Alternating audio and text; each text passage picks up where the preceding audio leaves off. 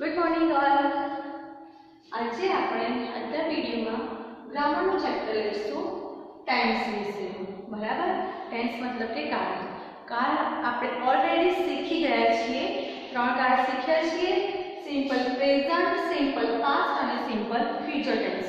તો આ ત્રણ કાળ આપણે એક એક કરીને શીખી ગયા છીએ અને એક્સરસાઇઝ પણ કરી લીધી છે।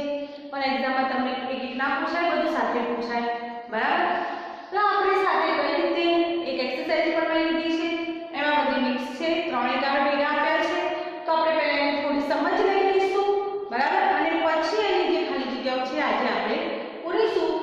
આપણે આજે કાળ પણ ઓળખતા શીખીશું કે તમને બધા સેન્ટેન્સ મિક્સ આપ્યા છે, તો એ પ્રેઝન્ટ ટેન્સ છે, પાસ્ટ ટેન્સ છે કે ફ્યુચર ટેન્સ છે, એ આપણે કઈ રીતે નક્કી કરીશું। બરાબર, તો સૌથી પહેલા જોઈએ સિમ્પલ પ્રેઝન્ટ ટેન્સ। સૌથી પહેલો કયો છે? Simple present tense. Present tense से सीखिए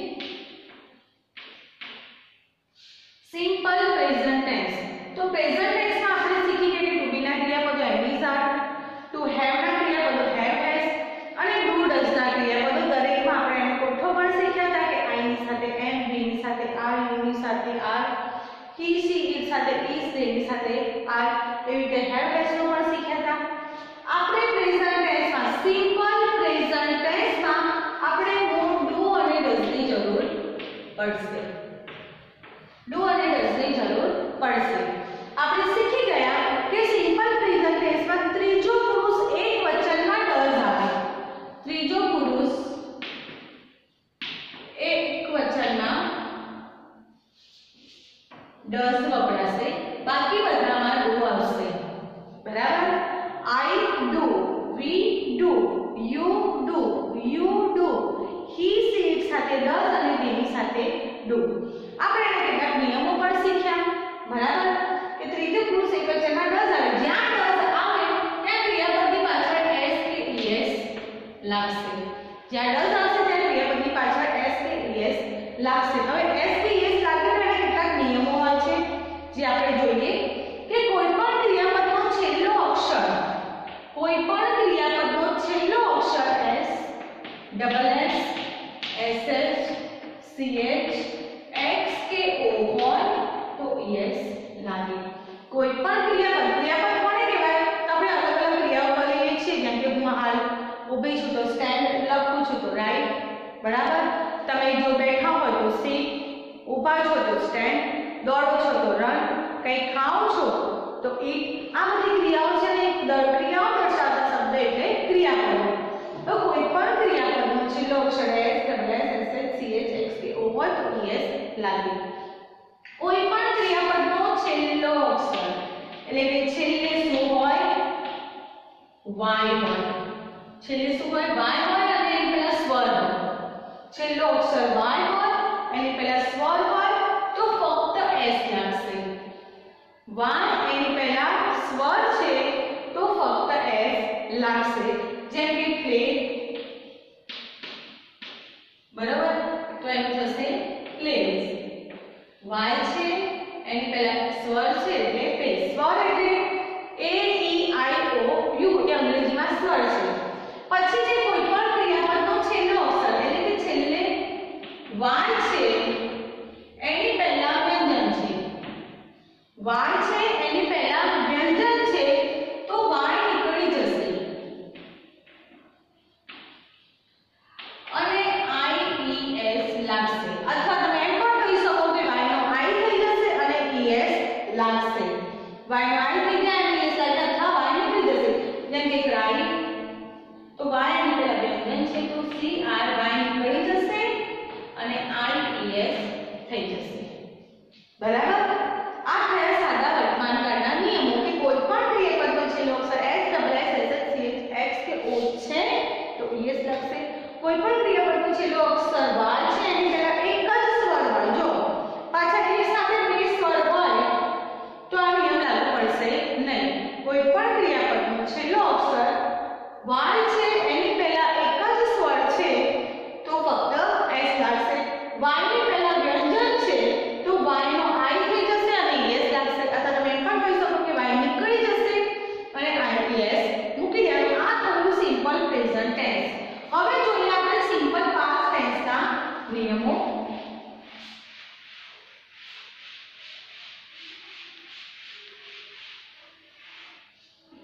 હવે જોઈએ પાસ્ટ ટેન્સ. બરાબર. Simple past tense. Simple past tense નો મતલબ થશે સાદો ભૂતકાળ. આપણે શીખી ગયા કે કોઈ પણ ક્રિયા થઈ ગઈ છે અથવા પહેલા થોડા સમય પહેલા થઈ છે, પહેલા થઈ ચૂકી છે અને હાલ આપણે એના વિશે વાતચીત કરી રહ્યા છીએ, તો ત્યારે હશે સિમ્પલ પાસ્ટ ટેન્સ, સાદો ભૂતકાળ. અને સાદા ભૂતકાળમાં ક્રિયાપદની પાછળ ડી અથવા ઈડી લાગશે. સાદા ભૂતકાળમાં ક્રિયાપદની પાછળ ડી અને ઈડી લાગશે. જે એસઈએસ ના નિયમો હતા સિમ્પલ પ્રેઝન્ટ ટેન્સમાં એસઈએસ લાગે એના નિયમો હતા, એવી રીતે સાદા ભૂતકાળમાં પણ ડી કે ઈડી ના નિયમો છે. તો એ જોઈએ કે કોઈ પણ ક્રિયાપદનો છેલ્લો અક્ષર ઈ છે, છેલ્લે શું છે? ઈ છે, તો ફક્ત ડી લાગશે. જો કોઈ પણ ક્રિયાપદનો છેલ્લે ઈ છે તો ફક્ત ડી લાગશે. પણ કેટલાક અનિયમિત ક્રિયાપદો છે, જેમ કે રાઈટ, WRIT, આમાં છેલ્લે ઈ છે પણ એ અનિયમિત છે એટલે એમાં ડી નહીં લાગે, એનું થશે રોટ, WROTE. બરાબર.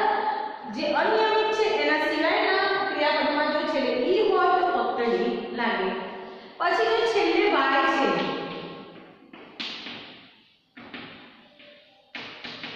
અને એની પહેલા વ્યંજન છે તો વાય નીકળી જશે, વાય છે એ નીકળી જશે અને આઈઈડી લાગશે.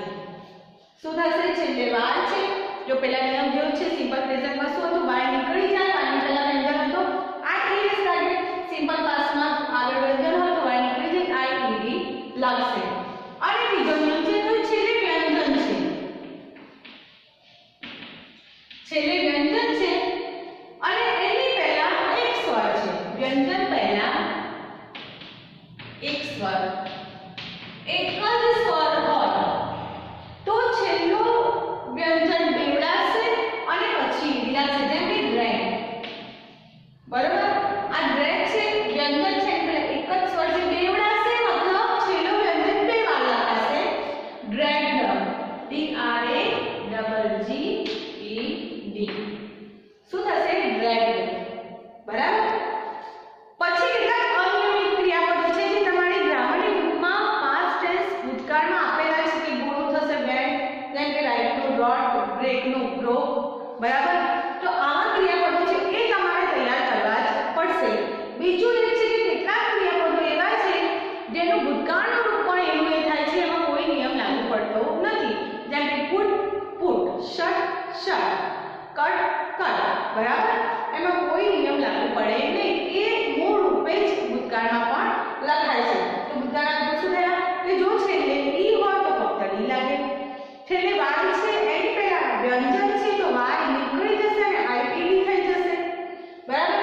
જો છેલ્લે વ્યંજન છે એની પહેલા એક જ સ્વર છે તો વ્યંજન બેવડાય અને પછી આઈઈડી, સોરી, વ્યંજન બેવડાય અને પછી છેલ્લે ઈડી લાગશે. એ સિવાય અનિયમિત રૂપો અને કેટલાક રૂપો એવા છે જે એમના એમ રહેશે. બરાબર. તો આ થયા આપણા પાસ્ટ ટેન્સના નિયમો.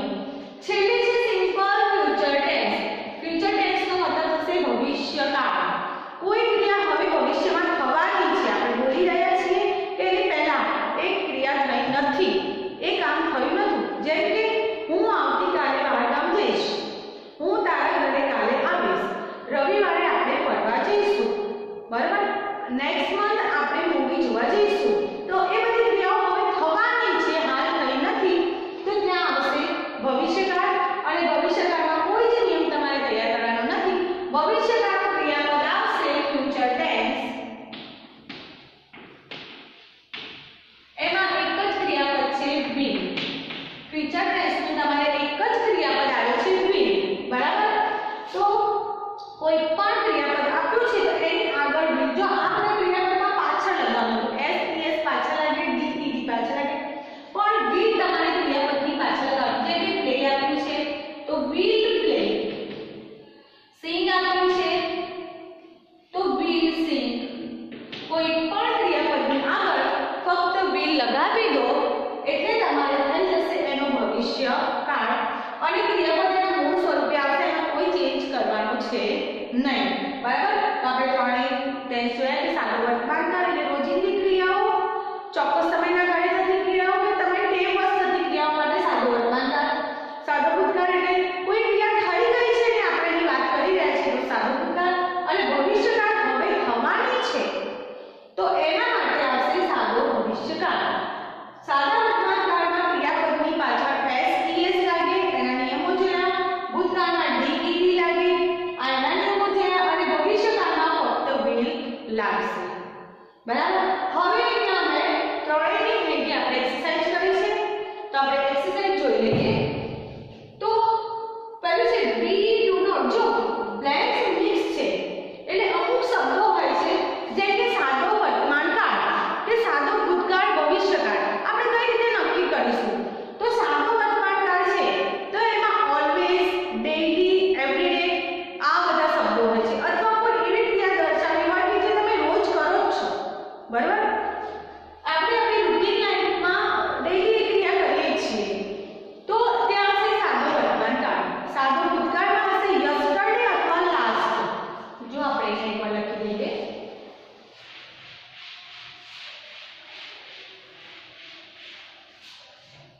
જો તમે પ્રેઝન્ટ ટેન્સ હશે તો પ્રેઝન્ટ ટેન્સમાં આવશે always, daily, every day. Always, daily, every day અથવા કોઈ એવી ક્રિયા હશે જે તમે રોજ કરો છો, ચોક્કસ સમયના ગાળે કરો છો. બીજું છે પાસ્ટ ટેન્સમાં આવશે તમારે યસ્ટરડે અથવા તો પછી શબ્દ આવશે લાસ્ટ.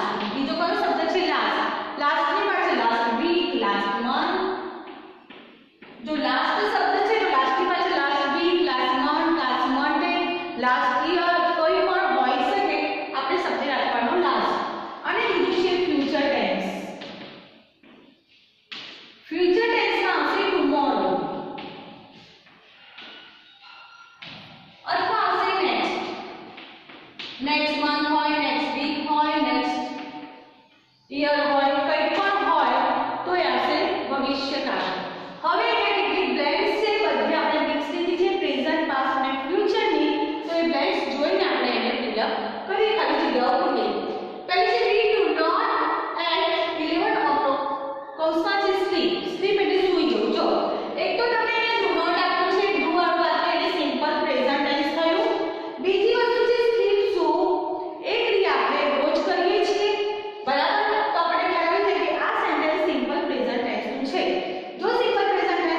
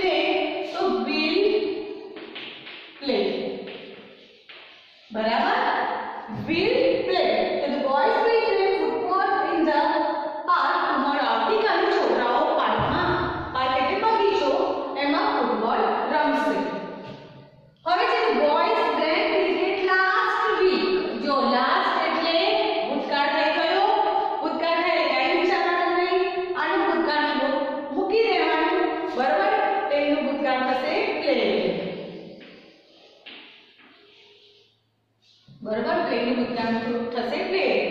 જો સિમ્પલ પ્રેઝન્ટ ટેન્સમાં તમારે ડુ ડઝ ઉપરથી એસ કે યસ નક્કી કરવાનું રહેશે અને પછી એના નિયમો આપણે જોઈશું. બરાબર, એસ લાગશે કે યસ. ભૂતકાળમાં એવું કાંઈ નથી, આપણે આગળ કંઈ જોવાનું બહુ જરૂર પડતી નથી. આપણે ભૂતકાળ, last week, last month, yesterday એની પરથી નક્કી કરીએ અને ક્રિયાપદનું ભૂતકાળ મૂકી દઈએ અને ભવિષ્યકાળમાં એના શબ્દો પરથી ફક્ત બી અને ક્રિયાપદનું મોડું મૂકવાનું છે. બસ આટલું જ આપણે જોવાનું રહેશે. ચલો નેક્સ્ટ છે me he always planned cricket in the evening. What છે પ્લે? જો અહીંયા ઓલવેઝ આવ્યું, ઓલવેઝ નો મતલબ થશે હંમેશા. ઓલવેઝ એટલે હંમેશા રોજિંદી ક્રિયા થઈ એટલે આવશે સાદો વર્તમાન કાળ. હવે એસ લાગશે કે ઈએસ, તો આપણે અહીંયા જોવાનું મી નો આગળ વપરાશે હી, ત્રીજો પુરુષ એકવચન એટલે એસ કે ઈએસ લાગશે. તો પ્લેમાં છેલ્લે વાય છે એની પહેલા સ્વર છે એટલે ફક્ત એસ લાગશે પ્લેઝ. બરાબર, ફક્ત એસ લાગશે. જ્યારે એસ ઈએસ લખવાનું હોય તો જ એનો નિયમ આપણે યાદ કરવાની જરૂર છે. અહીંયા નથી લખવાનું એટલે એનું મૂળ સ્વરૂપ આપણે લખી દીધું. હવે નેક્સ્ટ છે Sanjay blend in the garden every day. જો કયો શબ્દ આવ્યો એવરી ડે એટલે હંમેશા, એટલે ફરીથી આપણે આપણો સિમ્પલ પ્રેઝન્ટ ટેન્સ. નામ છે સંજય, એના માટે વપરાશે હી. વોકનું ભૂતકાળનું વર્તમાન કાળનું રૂપ થશે વોક્સ. બરાબર, જે આપણે શીખ્યા ત્યાં કોઈ નિયમ લાગુ પડે છે. S W S S H H કેવો નથી, છેલ્લે વાય પણ નથી, તો ફક્ત એસ લગાવી દેવાનો. બરાબર, હવે લાસ્ટ છે દીપક પ્લેન્ડ અ લેટર નેક્સ્ટ વીક. કયો શબ્દ આવે નેક્સ્ટ વીક? કારણ કે સૌથી પહેલા પ્લેન મુદ્દા પહેલા આપણે શું નક્કી કરવાનું છે કે વર્તમાન કાળ છે, ભવિષ્યકાળ કે ભૂતકાળ. નેક્સ્ટ આવ્યું એટલે આપણે તરત આઈડિયા આવી જવો જોઈએ કે ભવિષ્યકાળ, અને ભવિષ્યકાળમાં કંઈ કરવાનું નથી, વીલ લગાવી અને જે ક્રિયાપદનું રૂપ છે એ લખી દેવાનું. ઓકે, તમને ખ્યાલ આવ્યો હશે. જો આ પ્લેન આપણે સિમ્પલ ટેન્સ એટલે કે simple present, simple past, simple future ને લીધી. હજી તમારે કન્ટિન્યુઅસ ટેન્સ આવે છે. બરાબર,